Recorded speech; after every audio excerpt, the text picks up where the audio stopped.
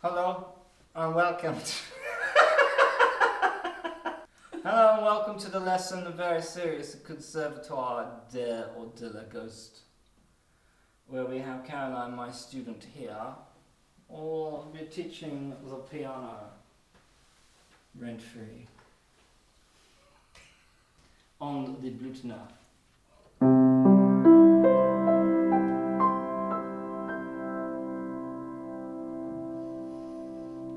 Lesson number 1, smell the piano.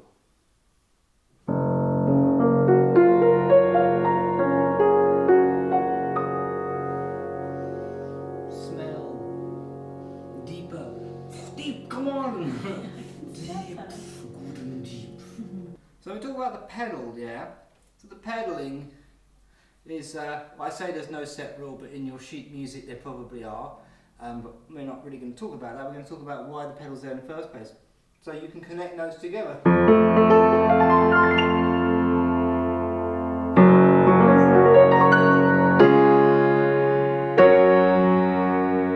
It gives you time, it gives you overlap. And how does it sound if you don't use the pedal? Like the stalk. I'm whipping that as fast as I can, but really I could be going.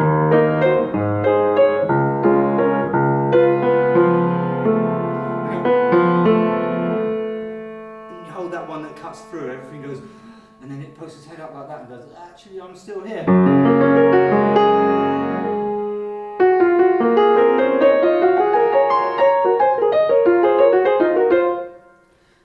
I'm going to do a little thing for my friend Ufnan.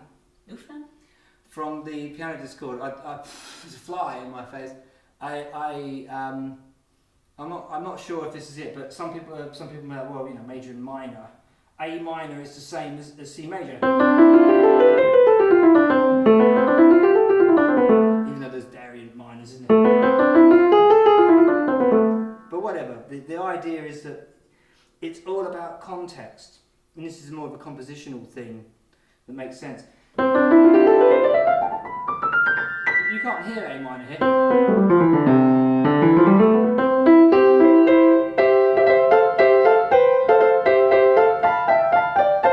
Nobody can hear any sadness there, even though I'm playing the A minor scale. The reason is context. The reason is because this is it. So I was talking about like a magic eye trick. Not a magic eye trick. You get these illusions. You get these illusions where you look at a picture and you see a staircase that's upside down.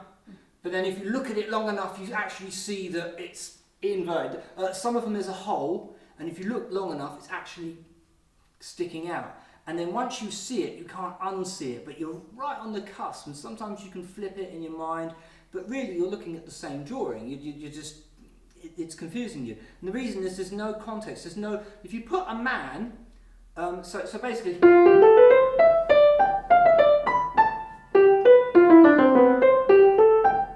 what key am I supposed to be playing? What do I want the audience to hear? There's no context. You put a man standing in the bowl, and suddenly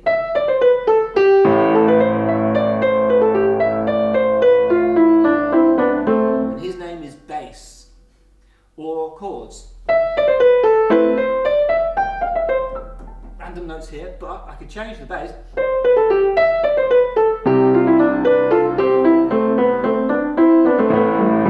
So it's because he's standing next to it, giving you going, okay, it completely changes the context of it. It's the same notes, but that goes into the category of the genius of composition and the beauty of music, because I think we relate to it. So sometimes we need somebody to stand in a picture next to something to see the true scale of it. And that's where things like bass come in, and harmonies and stuff like that. That's why it's required, because it's all the same notes. There's loads of different things in these notes, just the white notes alone. But until you start emphasising certain notes and having it played in a certain way, it can leave you confused as to knowing the relative minor, relative major, because it's the same thing.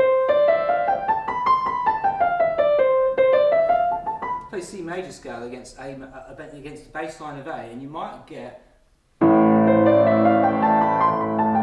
they're kind of fighting each other, but I think the bass is almost winning.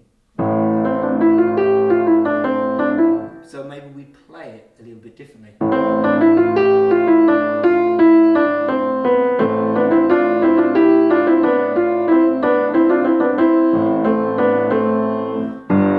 So there you go, and there's all these other scales, like if you play G major on just the white notes, there's probably a name for that, probably these different things, but I actually quite like if you don't do the F sharp, if you just play it the newbie way.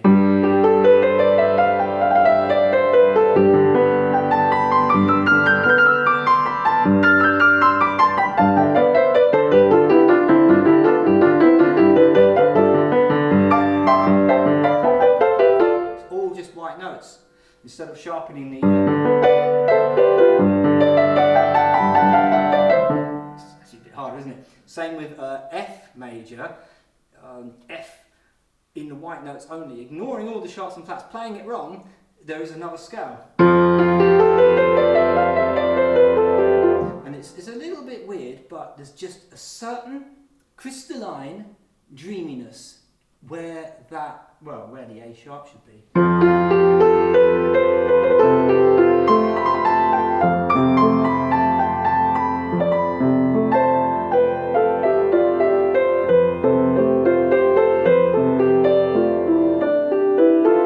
Same goes for the minors. D minor, but just the white notes, messed up minor.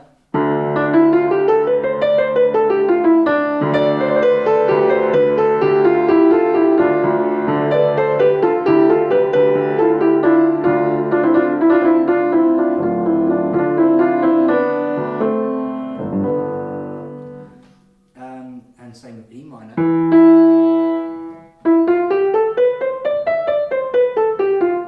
That seems to be taking a journey there and then a journey there to get to, oh, it's going, oh, it sounds like men marching to war. So is that like Robin Hood? Robin Hood, yeah. So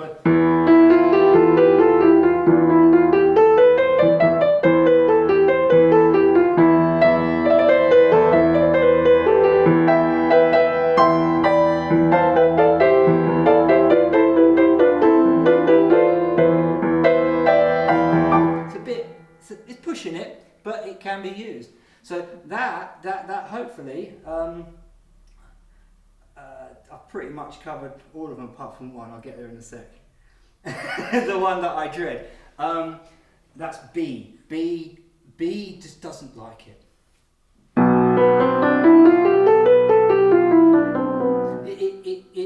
It's a little atonal. It works, but it works the least.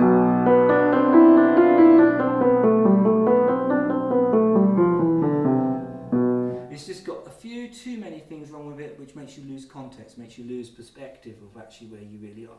Sometimes you can glide through it, but B is the outcast. B is the outcast. But all of that is all white notes. So your C major, your A minor, and all these different scales. All depends when you start, how you put the bass.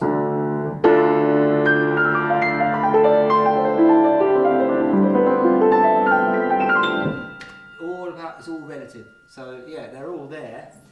As for being able to see minor relatives in other keys, well, you have to use your ears or count the intervals, because yeah, I'm sure somebody will teach you that. But well, I mean, I actually don't know where the relative major and minor is. I've never really thought about it, so I'll think about it now.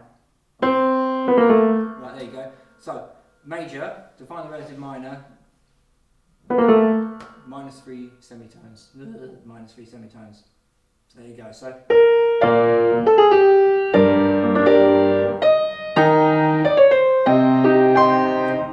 yeah. So D sharp major. If in doubt, I know it's a bit strange, but it's not really. Speak in semitones or frets on a guitar, because they are the purest thing and they are the most equal thing that work outside of all. I think the word is chromatic. I don't know. I'm not sure. I think it's chromatic. You know.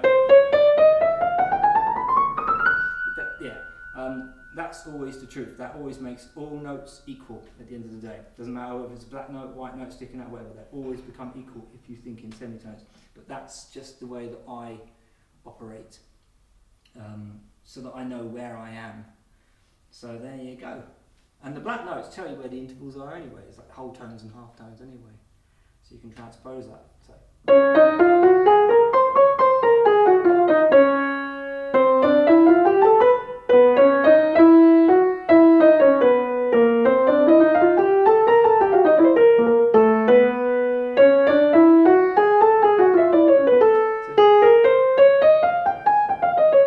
don't really know about scales per se until I need to know them, but I know how to find them because of relative intervals, relative of where they are, of where you're starting. Yes.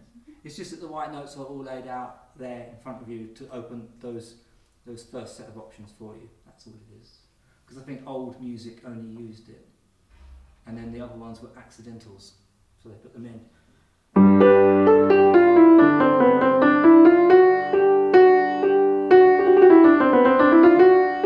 They just put them in here and there, like, oh yes, it's a sharp. And there we are, that concludes the lesson today. I have got big hands!